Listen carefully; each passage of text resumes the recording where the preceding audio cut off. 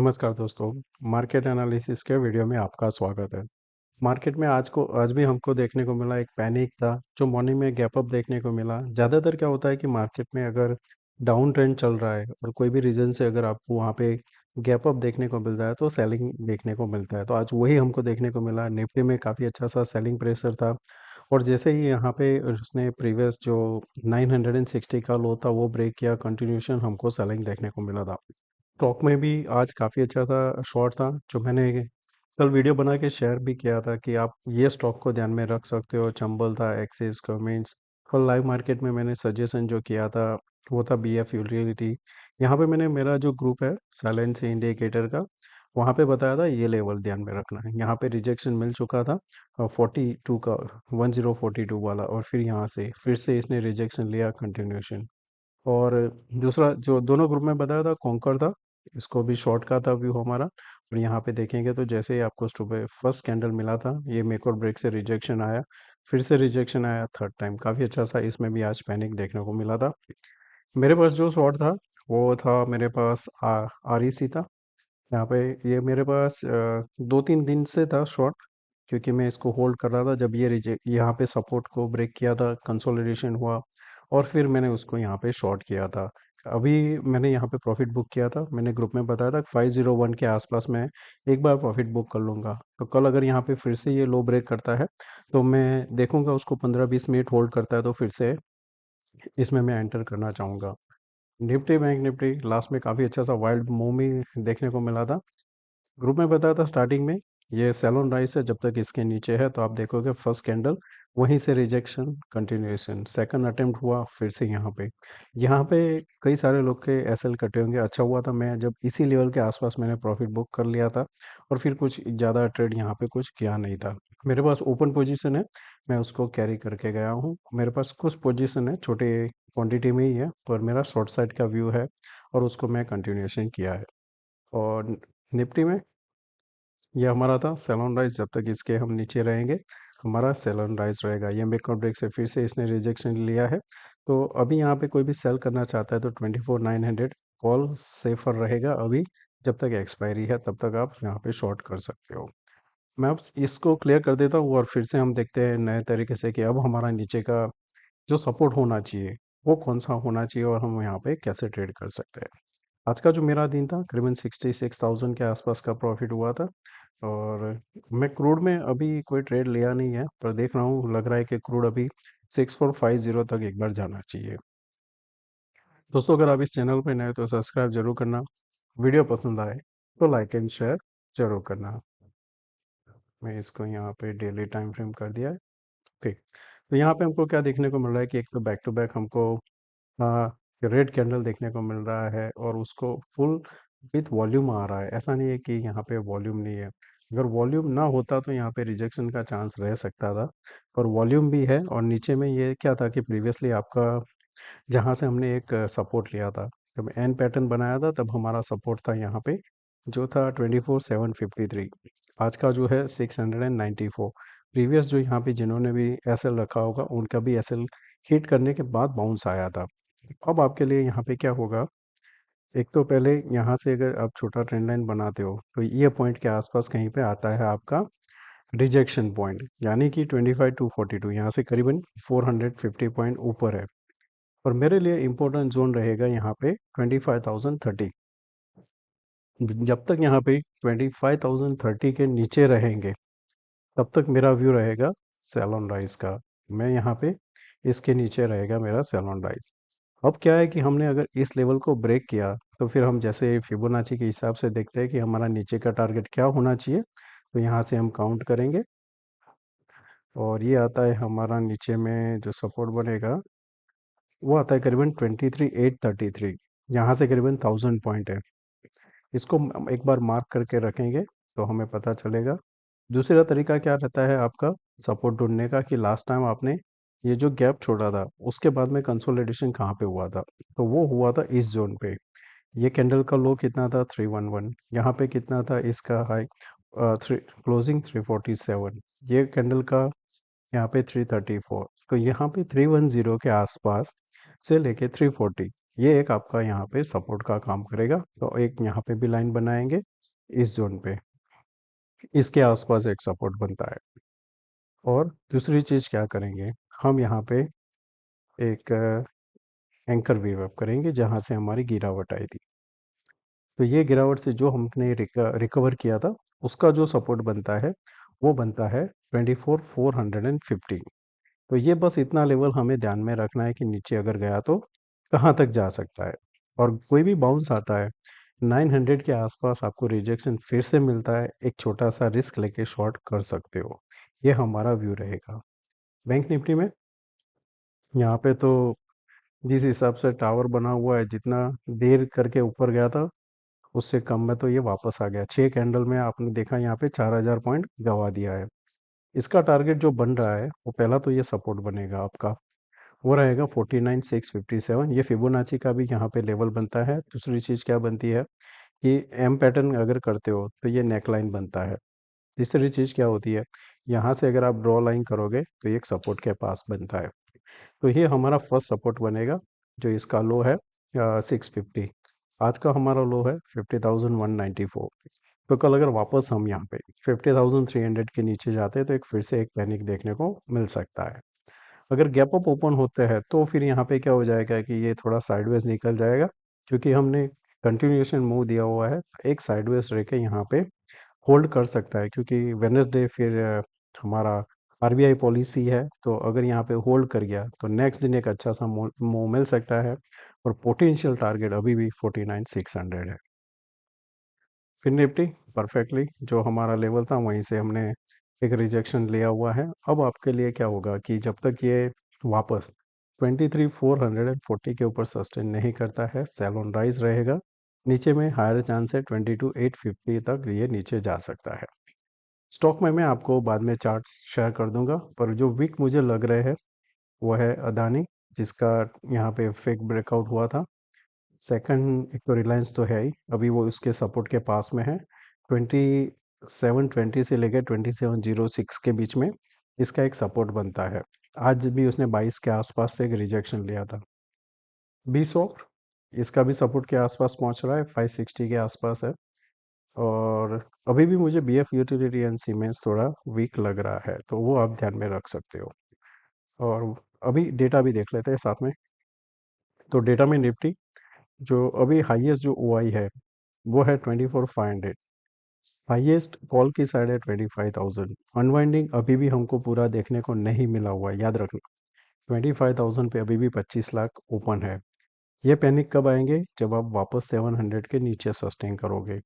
जैसे ही 700 के नीचे सस्टेन करता है फिर से एक पैनिक आएगा, वापस आपको 24,500 तक एक बार लेके जा सकता है। तो बस वही ध्यान में रखना कि 700 के नीचे सस्टेन किया 15-20 मिनट, और आपका 25,000 का जो ओ आई है पुट का 25 लाख, वो कम होने लगा, आराम से आपको एक नीचे ट्रेड मिल सकता है। सेकेंड चीज़ आपको क्या नोटिस करना होगा कि यहाँ पे 24,700 पे जो कॉल है 4,62,000 है, वो यहाँ पे बढ़ के होना चाहिए। यहाँ पे करीबन 10 लाख हो जाता है तो भी एक बेस्ट आइडियल सिनारियो रहेगा शॉर्ट के लिए। बैंक निफ्टी, बैंक निफ्टी का मिला जिला हुआ है यहाँ पे, क्योंकि हमको इतना कॉन्फिडेंटली डेटा में देखने को नहीं मिल रहा है, क्योंकि दोनों साइड उसी हिसाब से अभी डेटा बन रहा है। तो मेरे लिए यहाँ पे क्या होगा कि कल फ्रेश देखना बेस्ट रहेगा डेटा के हिसाब से, कि अगर ये 50,400 ब्रेक करता है, साथ में 50,500 का फर्दर अनवाइंडिंग होता है, तो मैं यहाँ पे शॉर्ट प्रेफर करूँगा। अगर वो नहीं करता है तो मैं यहाँ पे कल के दिन के लिए स्ट्रेडल पसंद करूँगा, यहाँ पे शॉर्ट करके कहीं, यानी कि अगर ओपन होता है हमारा गैप डाउन 50,500 और उसी लेवल से हमने पहला ही कैंडल ग्रीन बना दिया, तो फिर वो लोग का मैं एसएल रख के मैं शॉर्ट करना प्रेफर करूँगा। वैसे मेरे पास अभी ओपन है वो दूर का है 50,000 जो है एंड 50,100 है। तो अभी यहाँ पे 230 का प्राइस है और ये है 155। जब मैंने शॉर्ट किया था दोनों का प्राइस था करीबन 250। तो मैं अभी ऑलरेडी यहाँ पे प्रॉफिट में हूँ। तो देखूंगा कि अगर इसी लेवल के आसपास मिल जाता है तो फिर मैं ये दोनों में ही क्वांटिटी ऐड करना यहाँ पे पसंद करूँगा। नहीं तो कल के लिए छोटी क्वांटिटी में मैं 50,500 एंड 50,800 भी शॉर्ट कर सकता हूँ, क्योंकि उसमें क्लियर डेटा नहीं है। फिर निफ्टी देख लेते हैं एक बार। इसका कल एक्सपायरी भी है। तो फिर निफ्टी में अभी 23,000 डाउन फिगर पे सपोर्ट है। ऊपर में 23,460 एक रेजिस्टेंस है। 500 पे हमको 13 लाख के आसपास देखने को मिल रहा है जो वो आई है। और इन द मनी में इतना कुछ खास डेटा नहीं है। 23,500 पे है 3,68,000। अगर यहाँ पे फर्दर इंक्रीज होता है तो ये क्या अटेम्प्ट करेगा 23,500 को, जो अभी यहाँ पे करीबन 13 लाख है, उनको ट्रैप करने के लिए एक अटेम्प्ट कर सकता है। कब? जब 460 के ऊपर सस्टेन करेंगे। नहीं तो अभी के हिसाब से ये है कि 23,400 एंड नीचे में 23,200, ये दो आप शॉर्ट करके ये यहाँ पे होल्ड कर सकते हो। तो वापस चलते हैं हमारे चार्ट पे। इसको फिर से देख लेते हैं एक बार, क्योंकि इसका एक्सपायरी भी है। तो अगर यहाँ पे ब्रेकडाउन हुआ तो उसका जो सपोर्ट बनेगा थोड़ा दूर बनता है, 22,850 है। तो कल फ्लैट ओपन होता है या गैप अप ओपन होता है तो 400 का सेल करेंगे, वो थोड़ा आइडियल रहेगा। जैसे ही नीचे जाता है तो 200 के आसपास अगर मिलता है तो 23,100 आप पुट शॉर्ट करके फिर उसको होल्ड कर सकते हो। ये कब नहीं करना है कि जब ये, अगर हम यहाँ पे गैप डाउन ओपन होते हैं और लो इसके नीचे ही ओपन होते हैं, तो फिर क्या होगा, एक पहले डिप आएगा, फिर यहाँ पे हैमर कैंडल बनाने का पूरा कोशिश करेगा। क्योंकि काफ़ी टाइम से जिसने शॉर्ट किया है वो एक बार प्रॉफिट भी बुक करेगा। वो प्रॉफिट बुक नहीं करेगा तो नए बायर नहीं आएंगे। उसकी वजह से यहाँ पे ये भी यहाँ पे हो सकता है। ग्लोबल क्यूज की बात करें तो 136 पॉइंट अभी दिखाई दे रहा है हमको कि वो माइनस खुल सकता है। क्रूड है 206356 है। ये 80 के पास आसपास है, लास्ट टाइम यहाँ पे बताया था। ये सपोर्ट है, इसके ऊपर ब्रेकआउट दिया तो यहाँ तक जा सकता है 81.56। और इंडियन प्राइस के हिसाब से देखें तो वो बनता है करीबन यहाँ पे। मेरा जो प्राइस था, जो इसका टारगेट था, वो करीबन था 6430 का। आज का हाई है 6429। मैंने वहाँ पे एक बार प्रॉफिट बुक किया था, 299 का था मेरे पास। अब और बाकी चीज़ में देखें तो विक्स बढ़ रहा है, वो एक अच्छी चीज़ है कि उसकी वजह से हमें प्रीमियम अच्छा मिलने वाला है। पर उसके साथ साथ वॉलेटिलिटी भी आएगी, तो हमको वो हैंडल करना ज़रूरी है। क्योंकि जिस हिसाब से मूव हो रहा है, एक ही कैंडल में हमारा पूरा वाइप ऑफ हो सकता है। तो छोटी क्वांटिटी में ट्रेड करो और थोड़ा लंबा टारगेट लेना, तो वहाँ पे आपको एक आराम से अच्छा सा आरआर मिल सकता है। डॉलर इंडेक्स और ये यूएस डॉलर इंड कुछ और बता रहा है कि यहाँ पे थोड़ा डर का माहौल है। तो देखते हैं, कुछ अगर नया नहीं आया तो ये धीरे धीरे करके नीचे आ सकता है, पर अभी ये नेगेटिव है। अगर इसी जोन के आसपास ये ओपन होता है, जैसे कि अभी ये ओपन इक्वल टू हाई है, तो ये क्या करेगा, हायर चांस करेगा कि इसी लेवल पे यहाँ पे हुआ ना होल्ड, और जैसे ही ये लेवल के नीचे निकला 42,080, ये पूरा जो कैंडल पिछला लेवल था उसको टच करने आ सकता है। तो वो था यहाँ पे 41,972। तो कहने कि अभी भी यहाँ से 200 पॉइंट ये नीचे जा सकता है। ये अगर 200 पॉइंट गया तो हमारा 100 पॉइंट तो नीचे गैप डाउन आराम से ओपन हो सकता है। वापस चलते हैं हमारे इंट्राडे चार्ट पे।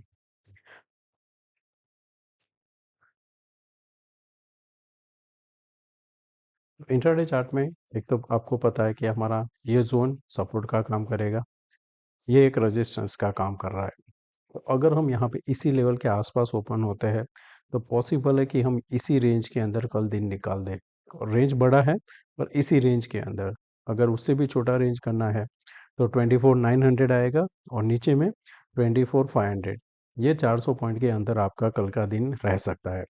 आइडियल सपोर्ट जो है वो है 470 है, और आइडियल जो रेजिस्टेंस है वो 25,006।